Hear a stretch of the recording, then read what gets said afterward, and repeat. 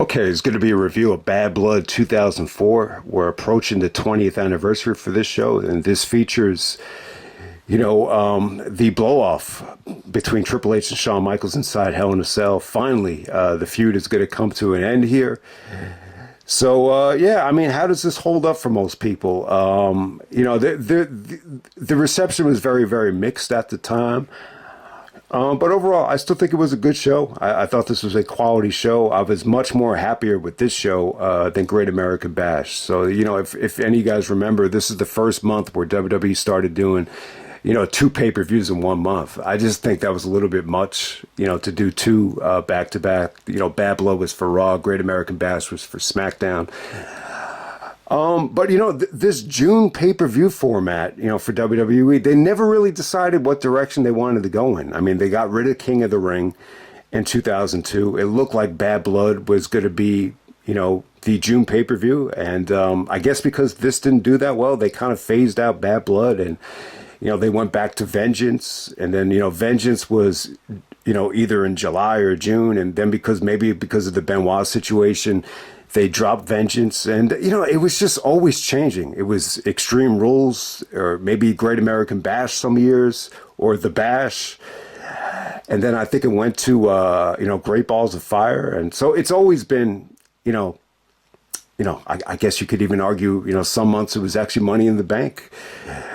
But, this Sunday or this Saturday, we're going to be getting Clash at the Castle in Scotland. So once again, another, June pay-per-view that is, kind of scattered all over the place. So you get the point there. But yeah, man, we're going to go back to June 13th, 2004. This was from Columbus, Ohio, the Nationwide Arena. They do about 9,000 in attendance. We got a pay-per-view buy rate of, 264,000 buys. A pretty bad number. I mean, when you compare it to, Bad Blood 2003, it's, almost 100. Yeah, it's 120,000 less than Bad Blood 2003. This is down from Backlash, but still, it's not as bad as, some of the SmackDown pay-per-views. It's better than Judgment Day. It's actually going to be higher than Great American Bash. But hey, the bottom line is Vince decided to take away the Bad Blood title. I think for a lot of different reasons. I don't think it had a great ring to it. I think I've said that before. I don't think it had anything to do with being gang related. The word blood is in there, so maybe people look at that as a negative if you're referring to the Crips and the Bloods. But I think it's... I just don't think it was a great name. I mean, it just doesn't have a great ring to it. Like King of the Ring has an awesome ring to it, but but for the most part, man, I gotta say, I think this is a pretty good show. I think it held up pretty well. I think this was a lot better than some of the SmackDown pay-per-views that were taking place around this particular time. We actually have Edge on the poster here. He's back. Watch yours. Pretty clever line, but for the DVD, they actually put Triple H and Shawn Michaels on the cover. The theme song is actually by Seether. So you had a theme song here that worked really, really, really well in the video package. You're actually getting Kane getting the title shot against Chris Benoit. Obviously, which is arguably Kane's best match. But yeah, man, let's get right down to it. So we have the first match tonight. We have La Resistance of Sylvain Grenier and Robert Conway actually taking on Chris Benoit and Edge for the tag team titles. It's important to note that Batista actually squashed Maven on Sunday Night Heat, or maybe not that important to note, but that's why Batista's actually not on the show. Him and Maven were on Sunday Night Heat, even though they were going to main event Survivor Series. But so with this La Resistance match, I thought it was weird, man. So I think at this particular time, I'm trying to figure out why Benoit was actually put in the tag team title scene. I mean, he's already the champion. I just think he should have just focused on being champion. I just think, him tagging up with Edge, it didn't make a lot of sense to me. I think there's two reasons. I think maybe, they wanted to get Edge a little bit of a rub, tagging out with Benoit. I mean, that's the most logical reason, but this is kind of like the far-fetched reason I'm trying to think of. So at the time, Vince was trying to bill Benoit from Atlanta, now residing in Atlanta, Georgia. Jericho, from born in Manhasset, New York. I think he was trying to get them, to connect with the American fans more. That's the reason I heard it, which I just think is stupid. The Benoit and Jericho are established. I really didn't think, trying to over promote them from America was going to make that much of a difference. But it does make sense when you look back on it, though. The fact that you're having Benoit take on La Resistance and you're trying to get USA chants in a Benoit match. I guess that was the thought process there. My thing was, I always thought, whenever you have Benoit go to Canada, whether it be Montreal, especially Edmonton, Calgary, wherever, Vancouver, Toronto, no matter where they would go, I always thought you could always bank on, a red hot atmosphere. And I just feel like when you did that, especially when you're going to Edmonton for Backlash, why would you jeopardize that atmosphere? Thankfully it didn't really take away from the crowd, too much. But you could see some people had their gripes with it. Some people had like go back to Atlanta signs. But hey, when there was actually a Raw in Montreal, I think it was like at the end of May, and they booed the crap out of Benoit and Edge, and they cheered the hell out of La Resistance because they're French Canadian, they're from Montreal, so. But I don't know. It just never really sat well with me because, Benoit was actually born in Montreal. So why would you want him to get booed in Montreal? It just never made any sense to me. La Resistance is just boring as hell, especially this team of Sylvain and Robert Conway. I mean, they did nothing fancy in the ring, nothing special. I mean, really, they didn't do anything but just kind of, isolate guys. That's really all they did here. I mean, the most interesting thing in the match was Edge was able to hit a double neck breaker while Benoit was knocked off the ring apron. Edge tried to get the hot tag to Benoit. Benoit's, selling the fact that he couldn't get up there. Once he did get back, Benoit got the hot tag and, did his thing, suplexing the crap out of La Resistance. I mean, it was actually good. It had good energy. The fans got behind Benoit and Edge. So, hey, if Vince wanted the American fans to really get behind Benoit and Edge, I mean, it really did work here for the most part. But I just don't think he needed to go to the depths that he went to, to get them to react like this. I think the reaction would have been there, whether they're from Canada or whether they're from anywhere. But hey, man, it's kind of funny. Edge really doesn't, do much on this show here. Kane comes out and, choke slams Benoit and Edge. He whips Benoit into the steel steps to injure him before his match. So it was cool, man. It was cool that Benoit did double duty here. I guess the mindset was that Benoit is not going to main event, but if you put him in the tag team title match, he'll get the payday that a main eventer would actually get. So, maybe that was the reasoning behind this. But, I thought, more than anything, what it did was it made you want to see Benoit overcome the odds, overcome the injury, and defeat Kane later on in the night. So I think it accomplished that. It was pretty cool. Next up, we have Chris Jericho taking on Tyson Tomko with Trish. Trish once again does double duty here. She actually wins the women's championship later on in the night. So she's dressed to wrestle here. Christian is actually out with the back injury. So Jericho and Christian had the cage match. I believe it was on May 10th. And that's where, Christian injured his back and he was out the whole summer. So, that kind of screwed up the, whatever plans that Jericho had with Christian. So Tyson Tomko, straight out of developmental, is, thrown into the fire with Jericho here. I just want to make this point about Christian and Trish. And I didn't really know this when I did the WrestleMania 20 review, but it came, I guess it was from Bruce Pritchard, or it might have been Jim Ross. I think it was from Bruce. Yeah, he was saying that, neither Christian or Trish were, that comfortable or on board with the, romantic storyline that they were kind of going for, or teasing. I wouldn't say it was straight up romance. I mean, I guess it was. I mean, they were on magazine covers and they were like French kissing each other, but apparently they weren't either. Neither one of them were really comfortable with the storyline. So, anytime that's the case, yeah, you're always going to be able to tell that, their heart really wasn't in it. So, maybe that's why it felt a little bit forced. I still look back on this time with Jericho as a babyface, and I say, wow, man, what a missed opportunity, because you got Benoit as champion as a babyface. If you could have had Jericho wrestle as a heel at this time, I would have preferred that. And I don't know if anyone really talks about it, but, we talk about all these guys that went to SmackDown, whether it be the Dudleys, Booker T, Rob Van Dam, and they kind of struggled over on SmackDown. They were totally overshadowed by the JBL push. When you look back on it now, I think, Jericho going over the SmackDown is, that was kind of, that idea was thrown around a lot, but it never really happened.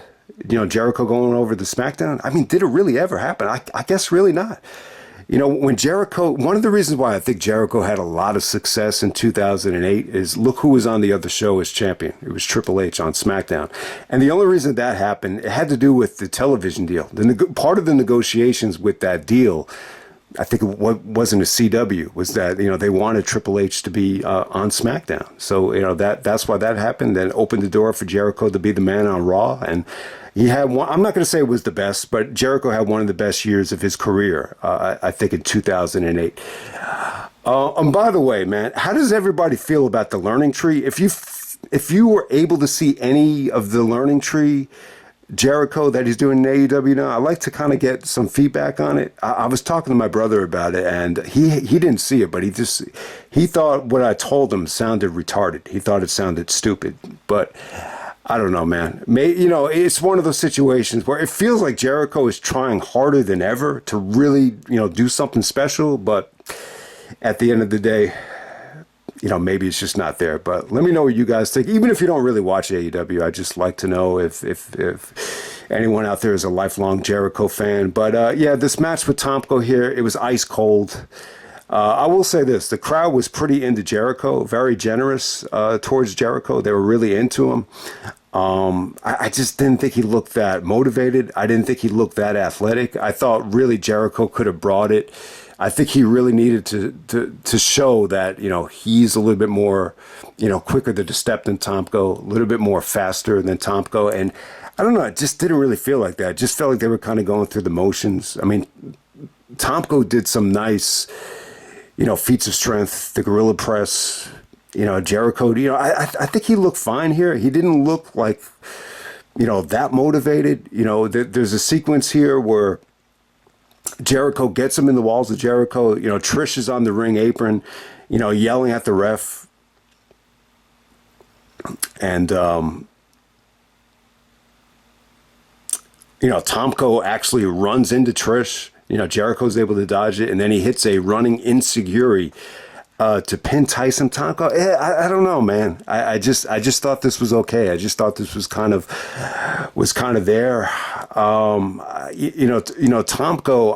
I like Tomko. I really do. But as a wrestler, especially like without Christian, it was tough to really get into him. And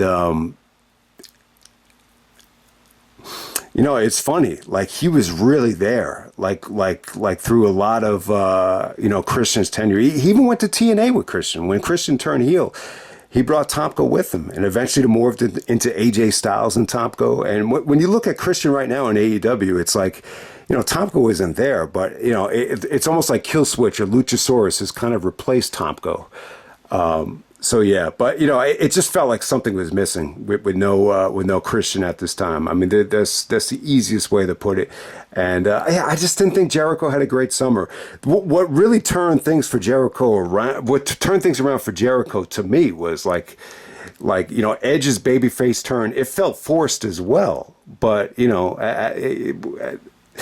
when Jericho and Edge were, working together, the fans totally were starting to shit on Edge, and it actually started to benefit Jericho a little bit, and I thought that kind of bought Jericho some time. Okay, next up we have Randy Orton taking on Shelton Benjamin for the Intercontinental Championship. I thought this was really good. It's a good match here.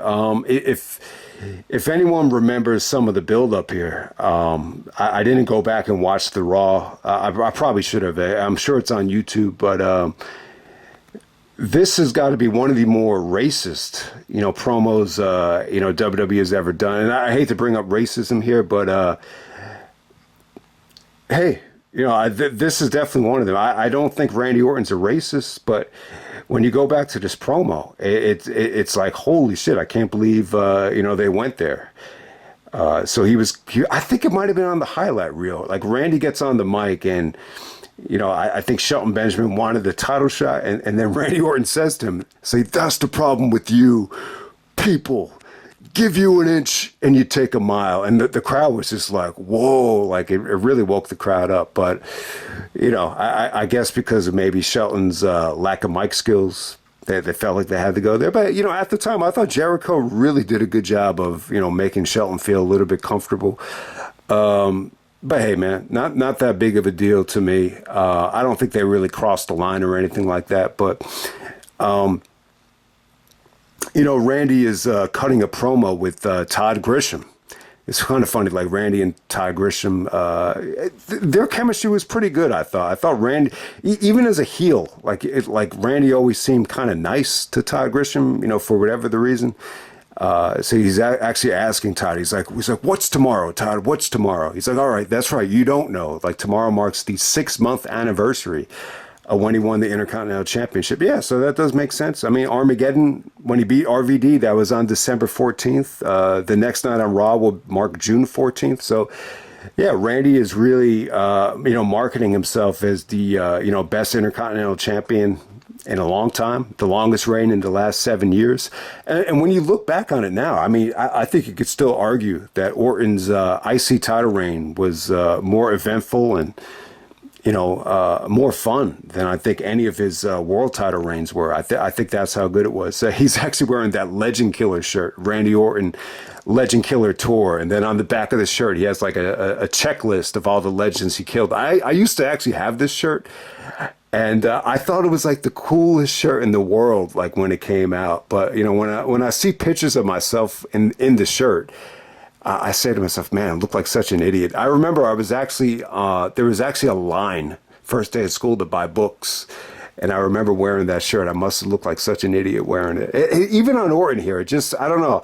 Like, see, it's kind of like a play on the parental advisory sticker that used to buy rap albums or even heavy metal albums with. And when Woody Harrelson wore that in White Man Can't Jump, it looked cool as hell. But this Randy Orton Legend Killer, morphed into the parental advisory sticker. When I look back on it now, I just think it looks corny as hell. But, yeah, I mean, Randy's cutting a promo, and it's kind of forced, and like that's one of the themes about this show is we're forcing the issue with a lot of what's going on here with the Jericho match with Tomko, with the main event itself. Like a lot of this show feels forced, and Randy has a live microphone, and then the fans aren't even booing him. But all of a sudden Randy goes like, "Oh, you're booing what I'm saying." He's like, don't make me come out there. The fans really aren't booing him, but when he mentions that they're booing him, they start to boo him a little bit. But you get the point. Randy, was frustrated that the fans were booing him or weren't booing him, and then he actually comes out and just starts, mocking the fans, saying they're in the midst of greatness. Get a look, have a look at greatness, have a look, have a freaking look. And overall, I got to say, this is a good promo from Orton. Some of the sound bites that, you hear here from Randy, they use them in video packages today, like, third generation superstar, legend killer, so it was really, really cool. There's actually like this planted female in the front row. And her and Orton kind of have a moment where Randy kind of gives her a look, and then she looks down like she's a little bit embarrassed. But that fan was actually planted, a pretty hot blonde looking girl. But I think later on in the show she was involved with I think Eugene, if I'm not mistaken. But hey, man, you had a big pre-match promo here. Shelton Benjamin comes out.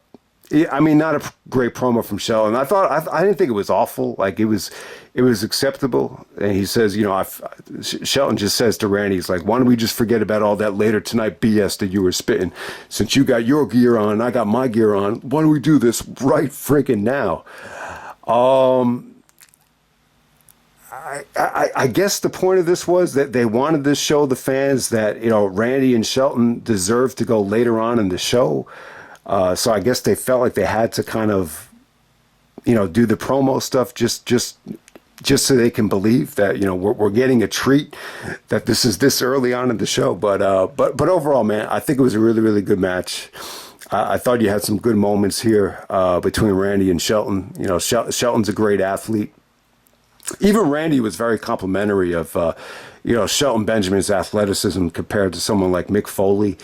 Flair actually comes out, and I got to say, like, I really like the dynamic between Randy and Flair. It's almost like this young stud, and his mentor is the old man. It kind of reminds me of the situation with, my friend Sal a little bit. So I thought it was pretty cool. Flair actually comes out, and he's actually like getting involved in the match as well. Like there's actually like Shelton actually puts Flair in the figure four, and then he's able to small package Randy, for a near fall. That looked pretty damn cool to me. I feel like Shawn had done that before. I just can't remember where, but it was pretty good between Randy and Shelton. Randy wears that Legend Killer shirt for a lot of the match, but once this got going, there was some pretty heated exchanges between Randy and Shelton. Some really, really good, slugfest between them. They got like a standing ovation just from the punches here. Shelton actually hit the T-bone suplex on Randy. Flair actually got Randy's foot on the rope. So yeah, Flair was just really instrumental here. And I thought it was good. I thought the ending was cool. Randy kind of reversed the crossbody from Shelton into a small package, or a schoolboy, and he got his hands on the tights to get a nice heel victory. So yeah, solid match. I wouldn't say this was great. It's nowhere near as good as some of Randy Orton's other Intercontinental Championship matches. But I think Randy and Shelton had a really, really dope match. I would definitely say the third best match of the night. Okay, next up we have Victoria defending the Women's Championship against Lita, Gail, Kim, and Trish. Okay, so Victoria is the champion, but she actually comes out in the middle here. Lita actually comes out last, but Trish actually wins the title back. So we get like so this is like a fatal four-way match in less than 5 minutes. They only go 4 minutes and 43 seconds. I thought the amount of time was fine here. I think you had a good mix of, female talent. Obviously, at this time, they didn't give the women much of a chance. So what I noticed about this match was, just lightning quick action, with a fatal four-way with good workers here.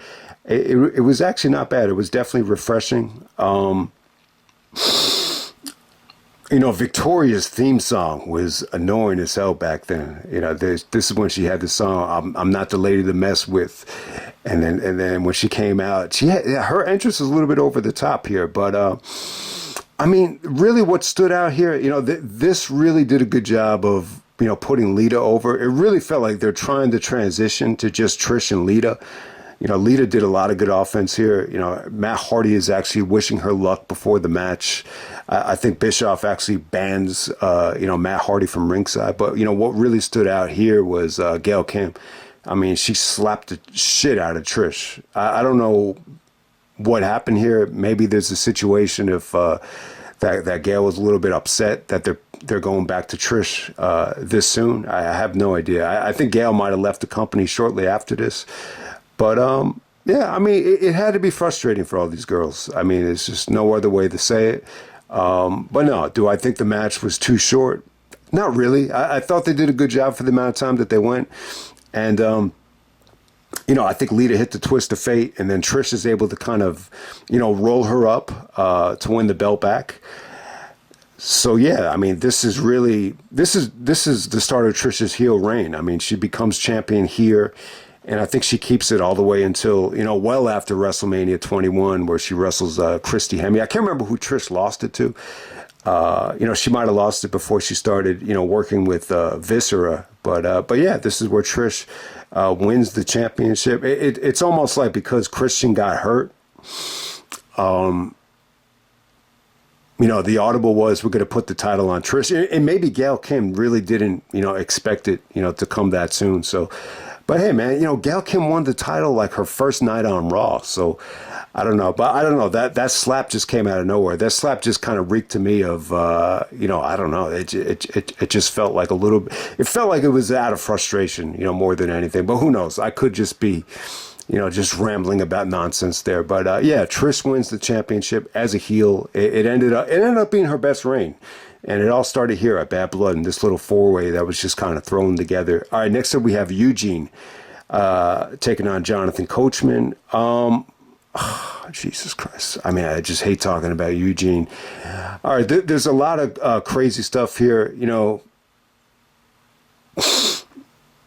So William Regal is his mentor. I'm trying to remember here. So Regal was like, Eugene's mentor. Is that correct?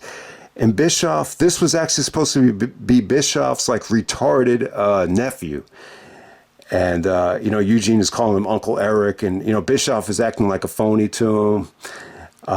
So you have that to deal with here. And, Coach is kind of, mocking Eugene. I guess Coach is kind of taking orders from Bischoff to kind of humiliate Eugene. So they do a segment here leading up to the show with The Rock making his return. And,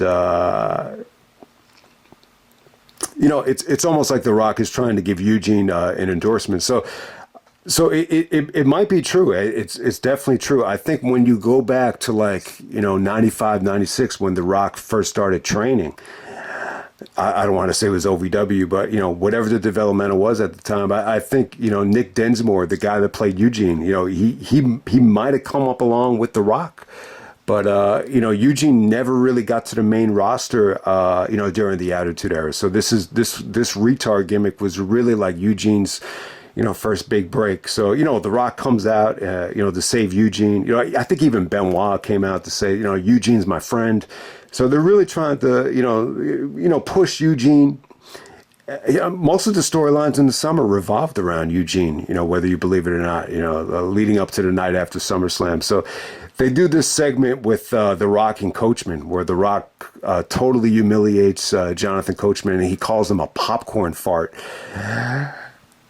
And I mean, it's crazy, man. I mean, that really, when you look at some of the signs in the crowd, especially on Bad Blood on this show, there's a lot of signs that say, the coach is a popcorn fart. So it just kind of makes you think like The Rock just comes up with some of this crazy shit. And sometimes it sounds stupid on paper, but, he was able to make it kind of work. So with the match with Eugene and the coach, I didn't think it was bad. They actually go about 8 minutes here. Coach...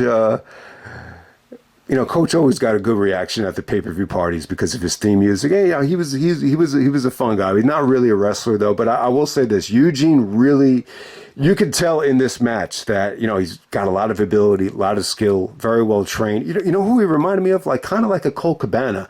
He's doing some of the Rock's finishers here. The rock bottom, people's elbow. At the time, he's telling Bischoff that Triple H is his favorite wrestler, so they could kind of plant the seeds for, whatever storylines are about to take place. But, he really kind of reminds me of Colt Cabana, just by some of the comedy stuff that he was doing. He was doing the dog, opening up his leg to take a piss, stuff like that to the coach. And, for the most part, I think the match was fun. I think Regal actually did interfere here. You almost forget that Regal was involved with Eugene, and it's funny here, but yeah, Regal makes an appearance, but Eugene over the coach, and the rest is history. There, it was actually better than expected. I like when this started, I was like, man, this is such a waste of time. But I'll tell you what, man, Eugene, I think he was a hell of a talent. The problem is the gimmick was just horrible. I mean, that's a great way, to turn people against the product. It really is. It's hard to say to people, oh, wrestling is cool when the storylines are revolving around a retard or someone that is, mentally disabled, whatever you want to call it. But hey, man, pretty fun match between Eugene and the coach. Okay, next up for the world title, we got Chris Benoit defending against Kane. Kane actually beats Triple H in the number 1 contenders match. So this was good. The video package worked well here. They show Benoit, winning the Rumble, winning the belt, and he's living out his fantasy. And then Kane kind of puts a dark mood on it. Says, you know, Chris, you're living out your dreams. I envy you. And he's like, Chris, I live in nightmares.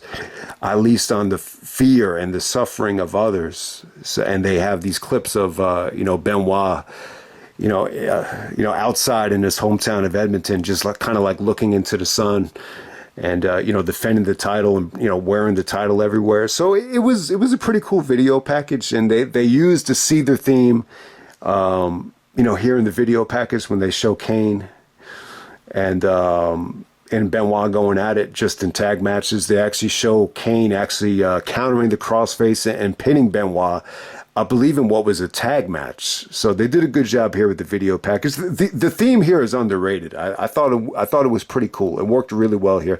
There's actually two themes for this show. They use another theme for the Hell in a Cell package. If anyone knows what that theme is it from the Seether album? I'm not sure. But the main theme for the pay-per-view was the Seether song that they use here for the Benoit and Kane, video package. So they did a good job here of making Kane look like a threat.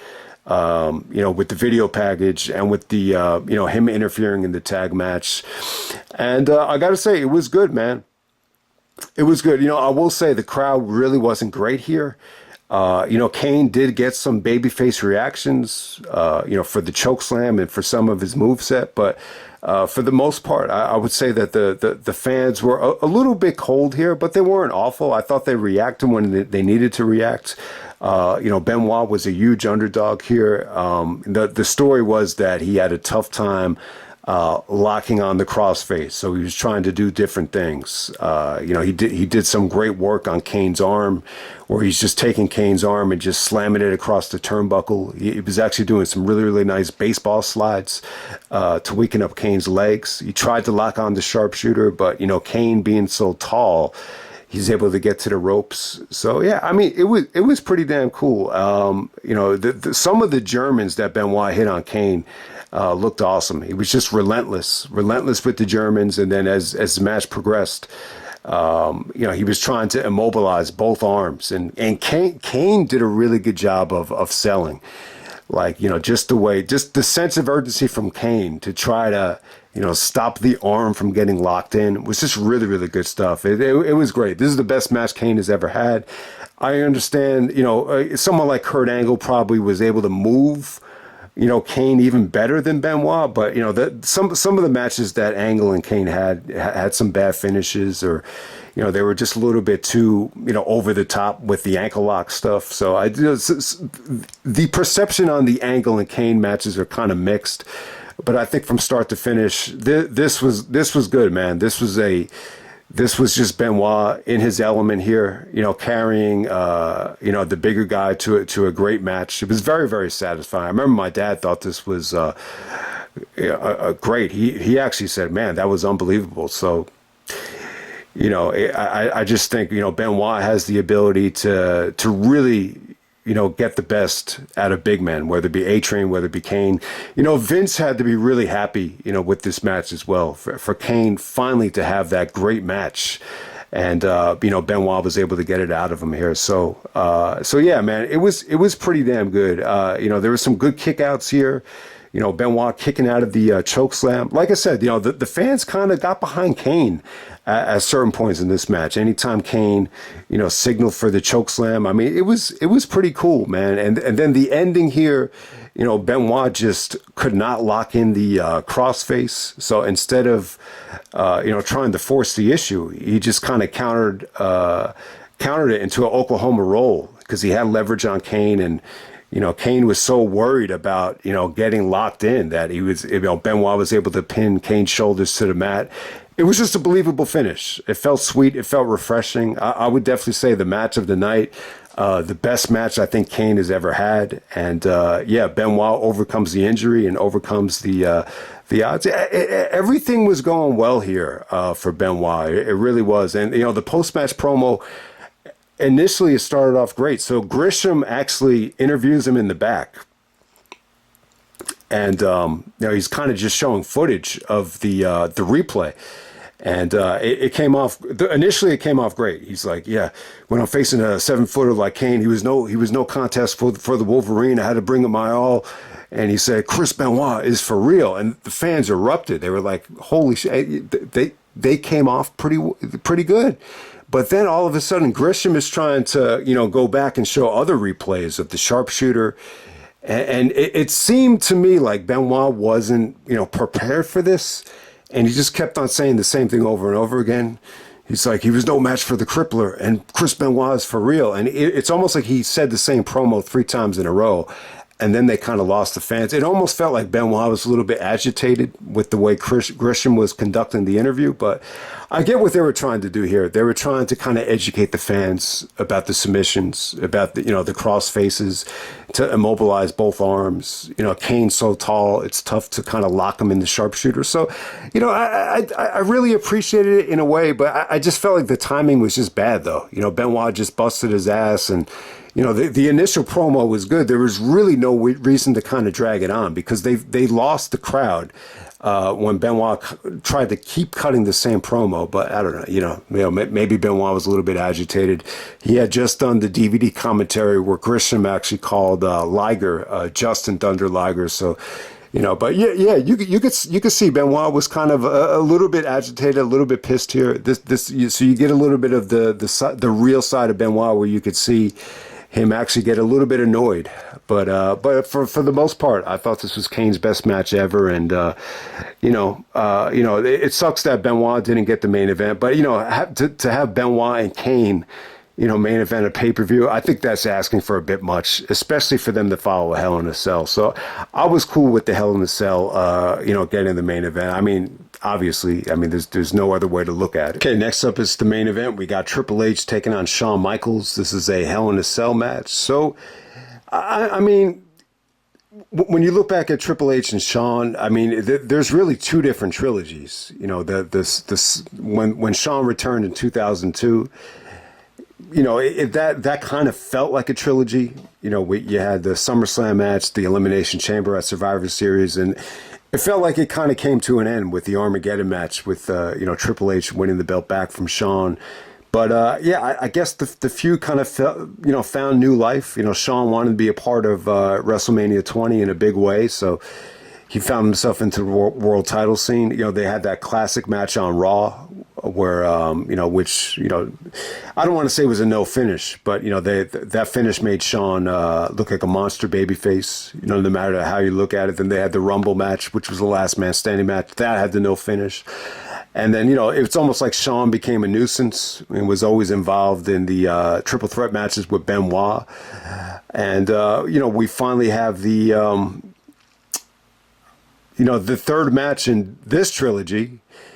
And we're finally going to end it here. Leading up to this thing, Shawn and Benoit were having that classic in Phoenix at Showdown in the Desert.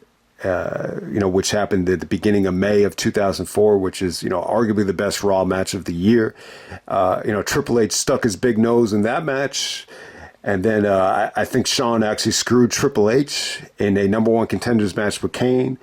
And then they do all these there's really not a lot of good dialogue here. And maybe that's why the buy rate wasn't that good. When you look at the buy rate here, it's nowhere near what the Armageddon 2002 buy rate was, or, obviously the Rumble buy rate. I'm not going to say that's a fair comparison. The Rumble is always going to do, better than, a filler show. But, there really wasn't a lot of dialogue here, especially from Shawn. It's really just Triple H kind of telling everybody that one of the greatest rivalries ever is going to come to an end. And it's funny, they were building this up as one of the best rivalries, one of the best storylines ever. And it's funny, it doesn't really get talked about like it's a great rivalry. I don't even think it made WWE's top 20 rivalries, when they released that. I think they tried to make the fans believe that Triple H and Shawn, they're more like brothers. They seem to want to market them more as DX than a rivalry. That's just the impression I got ever since then. I mean, they tried to oversell this thing like it was going to be a classic, like this is the end of the greatest rivalry ever, and they tried to force the issue more than any other match I've ever seen, and when you're looking at the build up here, there's not a lot of dialogue. It really is just like Shawn attacking Triple H in the parking lot. Shawn actually attacking him while Triple H is watching. The main event with Randy in the VIP section of the arena, and Shawn actually, walks up the bleachers and attacks Triple H in the VIP section. So I just think, maybe Shawn's mindset was that everything that needed to be said was already said, and maybe that's why there was such a lack of dialogue here. I think no championship on the line. I think that hurt it a little bit. I think the fact that you've seen them wrestle, over and over again for years, I think a lot of people had their fill by this point. And when you're looking at Triple H and Shawn Michaels, before it ever happened, was it really that much of a dream match? It's almost like when you go back to the summer of 2002, I'm just saying, like, the public, the fan base, most casual fans, they were more interested in seeing a D-Generation X like reunion, which sounds stupid looking back on it, but that's what people wanted to see. They wanted to see Shawn and Triple H reunite. Like, I don't think anyone really envisioned like, oh, Triple H is going to be Shawn's first dream match when he comes back. It just kind of happened, and you just took it as it happened. But by this point, you've seen them do it all. You've seen them involved in each and everything, and I just think this is a case where they definitely tried to force the issue. They definitely tried to present this like it was going to be a 5-star match, and they had Jim really trying to oversell it, like, Triple H ends careers in Hell in a Cells, but he's never faced anyone like Shawn Michaels, the showstopper. So, I mean, once they got out there, you could finally hear, some support for Triple H. There was the support was split halfways. I will say this: I think when it's very ambitious to have a match like this, especially when you've seen these guys do everything. And the results were pretty good, I would say, especially when you have a match this long and this drawn out. I think you always run the risk of having the fans chant, boring, and the fans start to turn on the match. And we've seen guys like maybe John Cena and Randy Orton, for example, where you've seen the combination so many times that, that the fans have actually just turned on the whole match completely. That didn't happen here. It didn't necessarily happen. The crowd wasn't necessarily great here, but they weren't bad. Like, it wasn't like they were shitting on anything. It wasn't like, the crowd was, giving them standing ovations and was erupting on every single kick out. Like, not really, but, they got the job done, though. I'm going to say this. They got the job done. They tried to have a 5-star match. I think it ended up being a 4-star match. I mean, that's how I basically would call it there in terms of the star rating system. But I think it was a great effort. No matter how you slice it, I think it was definitely a great effort. It takes 3 pedigrees for Shawn to stay down. Some of the kickouts were just really a lot of lag, just really, really drawn out. It really felt like they were trying to have more of like an old school NWA type of cage match. Like, that's the impression I got here. It almost kind of felt like inspired by Steamboat and Flair, with Shawn playing the Steamboat role and Triple H playing the Flair role. But, Flair and Steamboat never really got this violent before. So there's definitely, it definitely goes beyond that. If anything, it feels like more of a, old school NWA, blood feud, to a degree. But, yeah, man, I thought it was pretty damn good. I think Shawn, played a great babyface here. Triple H was vicious, but, Triple H still took a beating. Shawn actually brought out the ladder. Shawn took some vicious backdrops out of the steel steps.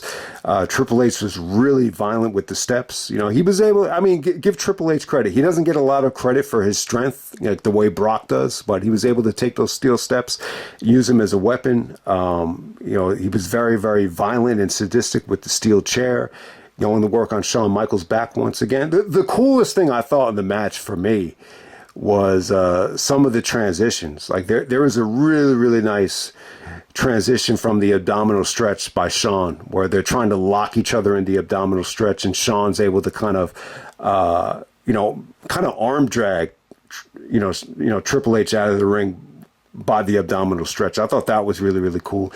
I mean, there were some really, really good counters to the Sweet Chin Music here, where Triple H actually hitting the low blow. They actually low blowed each other a couple of different times. Shawn tries to do the low blow before the pedigree. Triple H does the low blow before the Sweet Chin Music. The ladder stuff was kind of weird here, man.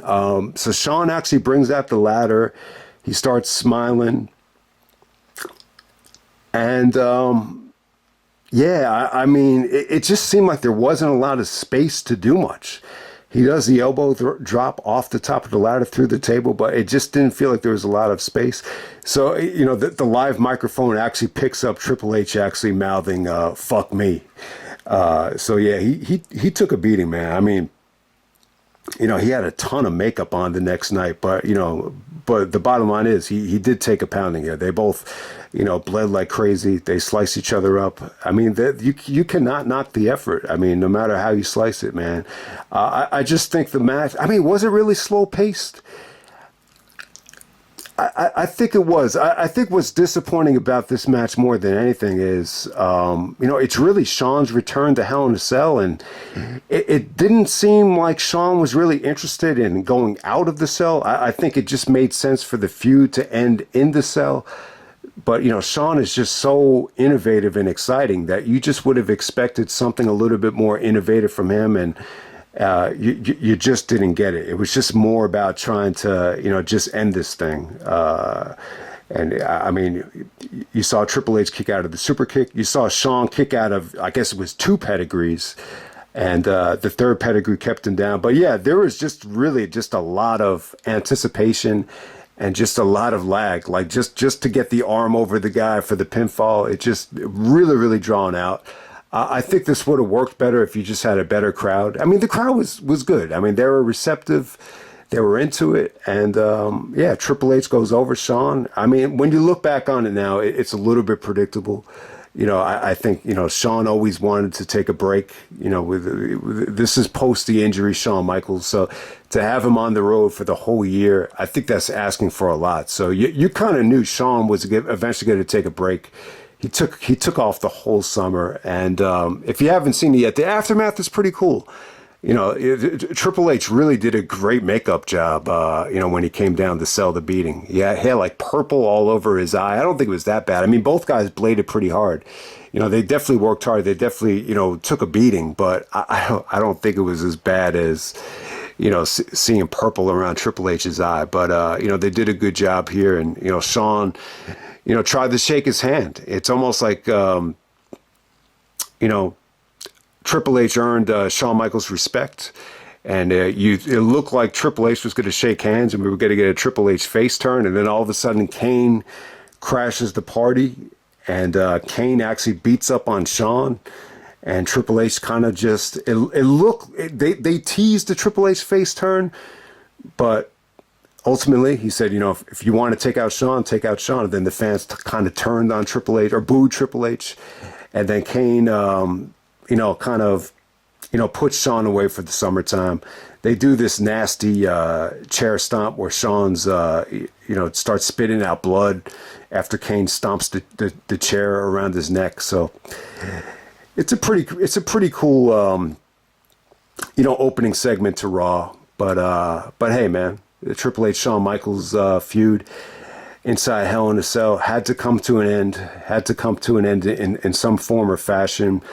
But I think when you look back on it now, God, I'm going to try to say this, but I just think this should have happened earlier. I think it should have happened earlier. I don't want to say it should have happened at WrestleMania because you still want to transition to Benoit. But the question is, how do you end this thing before Benoit becomes champion? I just don't know if there was a way to do it. That's the problem with the triple threat thing.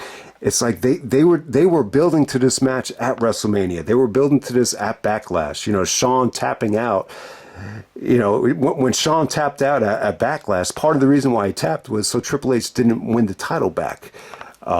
So in a way, they kind of used Benoit to kind of build up the Hell in a Cell. So, I mean, you would like for this to have gotten done with, by the time Benoit was the champion, but it was just tough to do. I mean, they used Benoit to kind of build up the feud again. But hey, man, I thought it was good. I think it was a good match. I don't think this was the worst match Triple H and Shawn Michaels have had, but you could definitely tell, like, the magic that they had at SummerSlam, or even the magic that they had on Raw in, the last Raw of 2003, it just wasn't quite here for this one.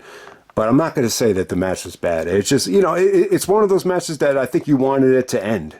I was looking at some of the comments, like a lot of people, when they saw this live for the first time, like they never wanted the match to end, as soon as this. But when you look back on it now, I think they did a good job. I've seen matches that dragged on longer than this, that got more negative receptions than this. An example, I don't know if most of you guys have seen it, but Seth Rollins versus Austin Aries, Final Battle 2009, where they went a whole hour in the middle of a snowstorm. That would be a worse crowd reaction than this.